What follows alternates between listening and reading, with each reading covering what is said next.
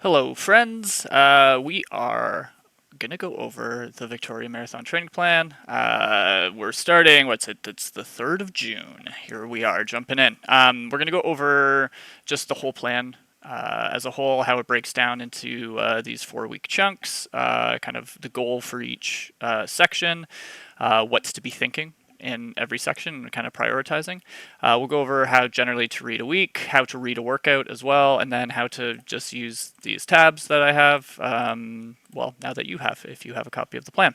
So, first off, the plan as a whole. So we're building to the Victoria Marathon, which I believe is, when is it? It's like October.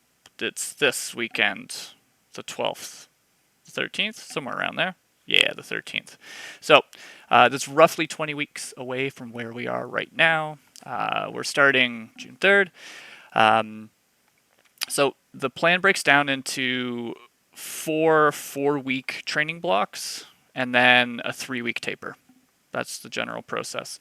If you're hopping in late, my preference would be that you do start with this first block. The second block we could skip if you're starting like a full month late, which is fine. But we want to do the first block first. We could skip the second block, and then it's really this third and fourth block that is specific to the marathon itself. This is the training we're trying to do to actually accomplish the race. But the way that the training is going to work is we kind of do 3 weeks of training, take a little bit of rest. We are going to retest where we're at with a 5, 8, or 10K time trial. We'll then update our training paces and then head into the next block, do another 3 weeks of training, rest a little bit, retest, head into another 3 weeks. So it's really doing the training to do the training to do the training to run the race. That's the goal. We're not worried about how this is going to look down here quite yet. The plan will change. This is kind of best intentions. I've never had anybody run a plan 100% as it was written. And even I originally, and all of your plans will have this workout, which I ran earlier today. It will have it on the Tuesday. So even first day, I've already changed something. So that's totally fine. You can switch days around. My preference is that if you do move a day, try to keep either a rest or an easy day in between any of your harder efforts. So right off the bat, the hard efforts are on Tuesdays, Thursdays, and then Saturdays, which is the long run. Generally, Tuesdays is going to be longer repetitions, slightly shorter rest. Thursdays is going to be slightly shorter repetitions, usually a little bit more rest, at least relative to the length of the rep, and they're normally a little bit faster. So, and then yes, Saturdays will have long runs. So the long runs in each 3-week block, they repeat a certain structure, which will maybe we'll just go over that right now. So the long run is probably the most important run for a marathon, which is what we're training for. The Tuesday and Thursday workouts are going to provide fitness, make us faster overall. But if you're going to lose something and within a week, if you're going to have to miss a run, we would prefer probably not to miss the long run. Long run's generally going to be the most important, especially once we get into the third and the fourth block, kind of more closer to the race. We really want to be getting those long efforts in because that's what's going to prepare us for the race. So the first long run in each block is just going to be a max easy distance. So you can look at whatever the longest run you've done in the last month, maybe in the last 2 months, but within the last month. And then we're going to try to go further than that. You could go, I'd say I wouldn't add more than 10K on top of that. That would be quite a big jump. Usually about a 5K jump over what you did in the previous block is good. So if you look at this, max easy distance, I have mine set for 25K this upcoming Saturday. Then my next max easy distance is 30. And then the one after that is 35. And then the one after that's 38. I might go 40. We'll see. Everybody's going to have a different tolerance. Some people are going to be able to tolerate a lot more mileage. If you have ultra marathon history, which I do, and I know a lot of folks in this group do as well, you literally could maybe run a 45K run here. And if you can recover from it, that's fine. But if there's no need to get that in, but I myself like going really long, so I might end up going really long that day. But that's neither here nor there. Okay. Um, the next long run in this little group of 3 is we're going to do a nice easy effort for like an hour and a half to an hour 45, and then we're going to try some pace, essentially marathon pace.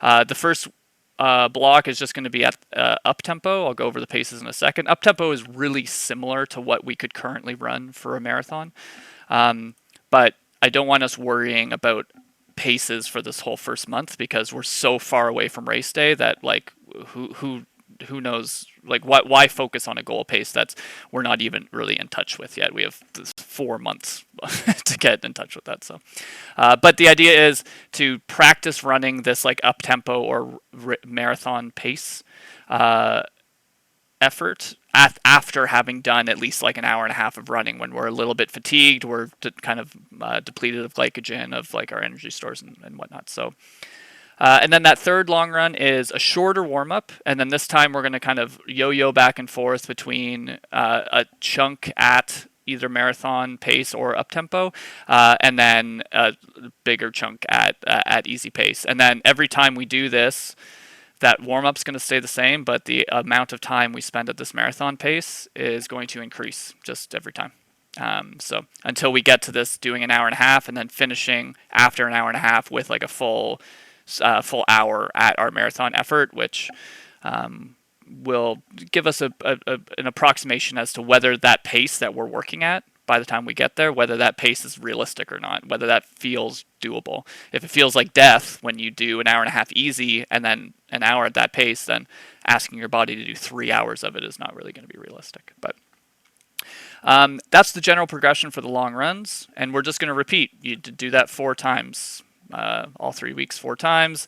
The 4th week, I'll maybe make a separate video on this, but there's like a low glycogen fasted protocol if we want to do that. I've had really good success with it in the past. It is awful, but otherwise we're just going to do like a slightly shorter full easy run that's not going to be quite as long as that max easy distance, but it'll be something doable, and just to kind of keep in touch with doing a long run. So that's the long runs. I have them set on Saturdays. You could easily move them to Sunday because on most of the plans, Monday is an easy or cross-training day. So then we're sticking with our rule of this would count as a workout if we had the long run on the Sunday, but then Monday would be easy. So then Tuesday we could do our workout. And that kind of sticks with our general rule of keeping that easy or rest day in between.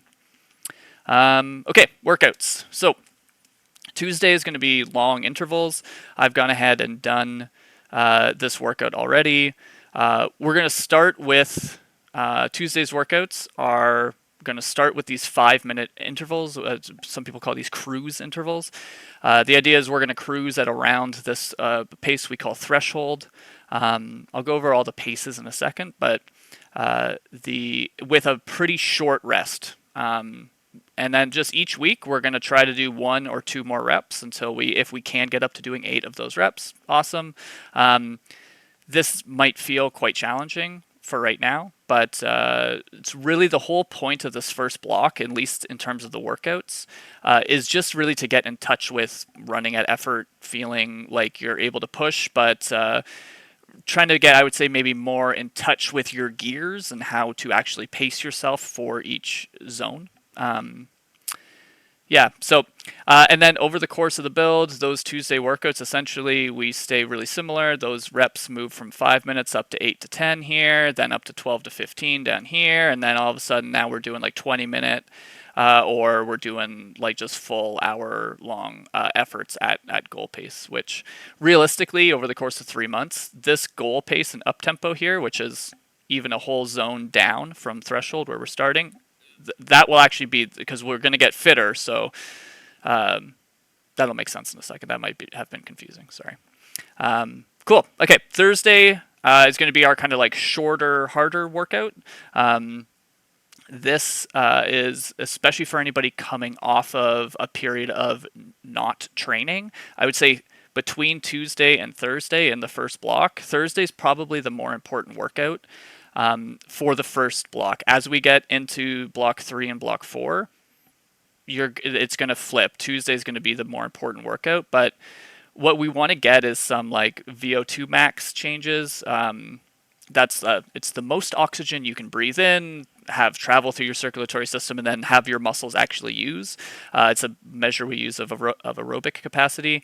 It's training more specific for say like 5K and faster, but if we can improve that measure, then it will make all the other training. It'll make it so we can do all that other training a little bit faster, and it will kind of have compounding effects later on. But because those zones are so far away from where we're going to be running on race day, it makes way more sense to train that early. And then as we get closer to race day, we get kind of more specific to the paces we're going to do. So. But the thing to remember for right now is if you're going to miss either Tuesday or Thursday, and you're like, hey, I can only get one workout in this week, probably do Thursday, unless you're coming off of a big brick of training recently, especially if you just did that island series where you might have done 5K, 10K like every other week. That system might already be pretty trained, and then maybe prioritize the Tuesday. But you got to kind of figure out what's going to work for you. If you can get both in, awesome. That's great. That's ideal. But sweet. So the Thursday workouts, we're going to start with these I call these a yo-yo workout. So it's really short reps, only 30 seconds, but also really short rest. So you're going to do 10 reps of 30 seconds. At a specific pace, and then with 30 seconds easy. So it's going to be 30 seconds on, 30 seconds off. You're just going to go back and forth. That's a 1 minute between the work and the rest. So 10 minutes is the set. You're going to take 5 minutes of full rest between the set, and then you're going to do it again. Week 2, we're going to try 3 sets, but only 8 reps. And then if we can, we're going to repeat that again in the final week and see if you can get that 4th set in. We'll see how far into that 4th set you can get. And then the workouts are all, I won't go over every one, but that's kind of the first block. That's where we're going to start. I'll ideally make another video for the subsequent blocks just to review the workouts, but that's the important stuff for right now. So for workouts, prioritize Thursday. Tuesday is your priority if you've been doing speed training all spring. Or if you've been racing speeds, like I would say 10K and faster all spring, then maybe prioritize the Tuesday. But everybody has to do Saturday, so that's that's the goal. All the reps are time based, so it doesn't matter if you consider yourself fast or if you consider yourself slow. We're all running for the same amount of time because at the end of the day, that's what the body cares about in terms of kind of energy systems is time at effort rather than how far you go at an effort. Everybody will have sent me a goal peak mileage, which I then use to kind of build up to, we're normally hitting peak kind of just right towards the end of this 4th block. Some folks who have a lower mileage, we hit it earlier on and then you kind of hold, but most folks are just kind of gradually building up. We're going to build up for 3 weeks, have a rest week, up for 3 weeks, have a rest week. And this number, I'm not expecting everybody to hit bang on. This is kind of a nice general goal. If you're within 5K plus or minus, I would say we're probably doing pretty good.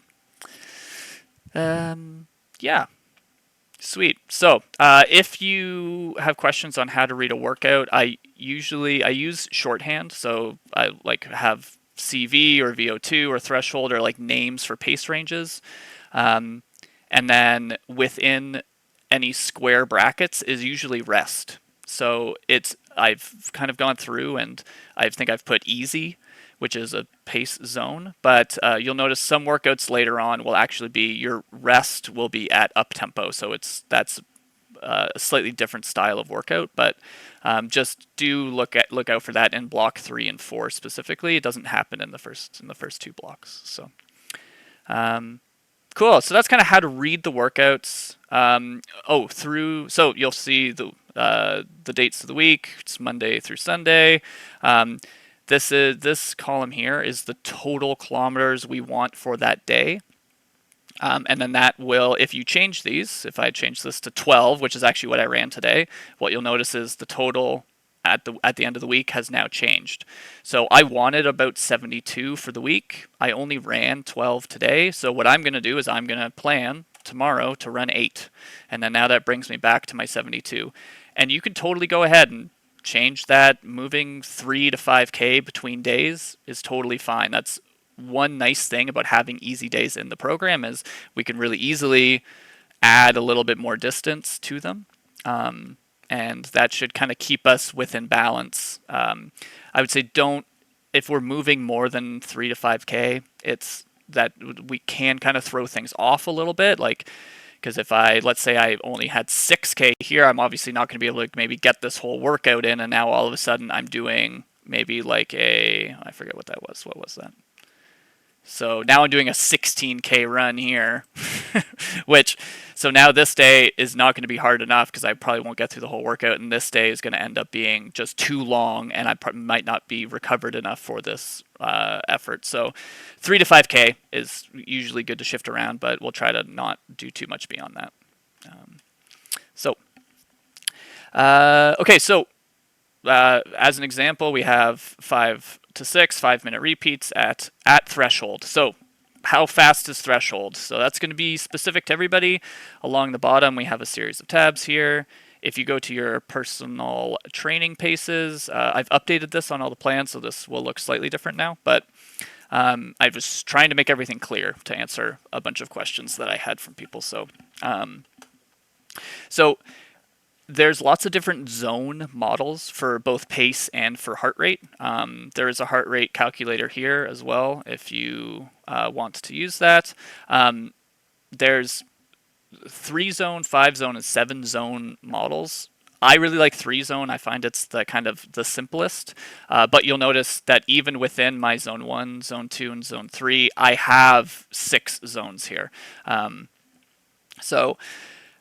Really what this allows me to do is, if we're doing a workout within zone 2, if we're doing like a longer steady effort, we can work at this up-tempo pace and get a pretty similar adaptation to, let's say, doing shorter, harder repetitions with some rest at threshold. So we're getting a similar adaptation to both of these paces as you're getting a similar adaptation to this here, at least relative to marathon training. If we were training like for track or for something, then we would be more specific with how we break this down. But for marathon effort, you can really think that, and if people want, there's a graph that essentially shows that like there are these 2 really important points that happen when you're working at effort. One is where we see this initial rise, both in kind of in heart rate, in lactate accumulation, and then so you see an initial rise, and then it slopes up, and then you see a steep rise, and that really is kind of the beginning of zone 2 and the beginning of zone 3. And what we're going to aim to do, because we're training for a marathon, zone 3 is not really our focus. We really want to be getting this work at zone 2 in the 3-zone model. We want to be getting a good amount of work done in here. We're going to aim for probably like 15 to maybe 25, maybe 30%. We'll see, of like total weekly volume. A lot of folks really like to follow this 80-20 rule. That does work with marathon training, depending how much mileage you're running overall. 80-20 works really well if you're running like 140 kilometers a week. If you're running 70 kilometers a week, it's harder to prepare for a marathon to get the volume of race effort in without going over 20% of your total weekly volume. And so it's either we have to run more, but if we run more, we risk injury. So it's this balance between kind of running more mileage or kind of breaking that 80-20 rule. But the idea is, for every 1 minute you spend in these zone 2s, or even in zone 2 and zone 3, we probably want to spend 3 or 4 minutes in zone 1.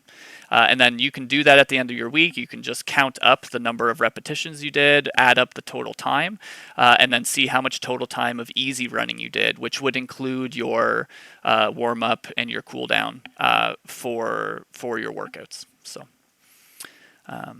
sweet. So everybody will have inputted their 5K results, and when we update with a new a new test, you can go here and let's say now I've improved to say a 17:43. That's what I run on the next one. Now my paces will all adjust.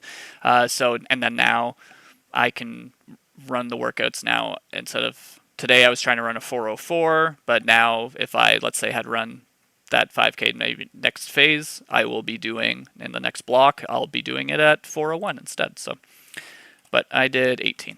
So that's what we're going to do. So what you do with the build, you go, it says at threshold. So I just go to my training paces, I find threshold, and then this is the pace in kilometers, minutes per kilometer. So if you want your minutes per mile, it's not quite this. It would be a little bit slower than this, but you could run with this roughly. It's 16:09 technically. So yes, so that's how you get your paces. I just have all the splits here in case you're doing a workout on a track, which some people might be doing, or if you're, let's say, at the waterfront in Hamilton, which we have a couple people doing, they might be, there's like everything's measured every 200 meters, I think there. So, yeah. So that just gives you splits in case you want to look at with your watch. And then if you're using heart rate, and you want to see if paces match up with your heart rate, this is, again, zone 1, zone 2, zone 3, kind of your bottom range and your top range. You can look around, see if critical velocity, if that's what we're doing, or threshold. You can see if you're in the right heart range. So you would want to personalize this to you. I haven't personalized this to everybody because I didn't get everyone's age and resting heart rate, but I am now 38 years old. My resting heart rate isn't 50 anymore. It's actually 52 now. So what this does is it gives me some slightly different numbers. The fitter you get, the lower your resting heart rate is. Let's say I was 45. My numbers will change, and I actually will have to work at a lower heart rate the fitter I am. And the older you get, also the lower that will go. But that gives you a general and slightly personalized. But this is just the next step above this would be for us to actually measure you in a lab, which I'm not expecting folks to do. So, but that's generally how the plan works. So do them as best you can. What I normally do for easy efforts is if I'm feeling worn out, I have a sore joint. I made a post in the group about pain, and I can make a video about that if needed. But if we're experiencing pain or you feel an injury coming on, shift onto a method of cross training.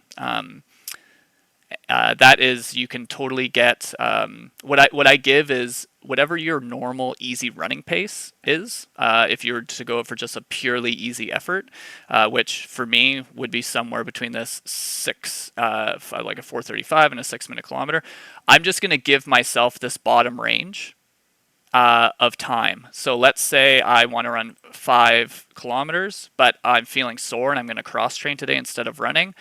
I'm going to do 5 kilometers times 6:06, so I'll just go a 6-minute kilometer. So I need to get at least half an hour in on a bike, on the elliptical, in the pool, and then I'll say that that's about aerobic equivalent for me doing a nice easy run, but I'm avoiding impact. I'm going to rest whatever joint is sore, and we can do that to help prevent injury.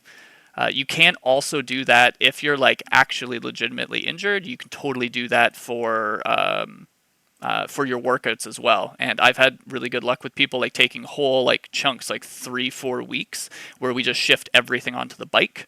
They don't do any running at all, and then they come back, they like work in their ability to run, but that way we maintain and continue to build fitness, but allow their body to recover in the way that they need to actually be able to run. So that I think is enough for now. Yeah, so there's the build, there's the paces, heart rate kind of goes along with that. There are 2 different training logs which you can use. You can also just use Strava or whatever you want to keep track of. If you want to share it with me, you can. There is a blank strength training program which I'm currently kind of just building out for myself. If folks want this, this is going to be pretty personal to everybody because not everyone even has a gym membership or access to whatever equipment, or they know how to do the movements. When I make this training plan, we all know how to run, but not everybody knows how to, say, do a Bulgarian split squat. So there's some more teaching involved with this, so that's why I didn't include it. But there are days listed for strength on the plans, normally 2 days a week, and that's my suggestion as to where you would put strength workouts in. But you can also, if you're not doing it right now, if you want help, send me a message, or if you're not doing it and you don't want to do it, then I guess don't do it. I think research shows strength training does more. We used to think, and a lot of people would say, that we do strength training to prevent injury, but I think most of the research shows that it improves performance. It does make you run faster. And then depending how it's done, I would say through my kinesiology practice that I've seen it help prevent injury, but you got to be a bit more specific with it if that's your purpose. So, yeah. So anyway, there's a strength training program here, and then this is just a split calculator, which I have it set to the distance of a marathon, and then this is kind of the goal pace range I want to run. So now I can see, like, oh, what do I want to do? Let's say you wanted to run. I know we had some folks who wanted to run a 3:30. So now you got your 200, 400, your mile. You got your rough pace range for that, depending what you want to do. So you can play around with that. This one's set to 5K. This one's set to 10K. But if you edit these numbers, which maybe I'll bold on mine, if you edit those numbers, you can see your splits if you do want to look at that. So very cool. That is it. I'm done talking. Yeah, that's it. Okay, cool. Bye.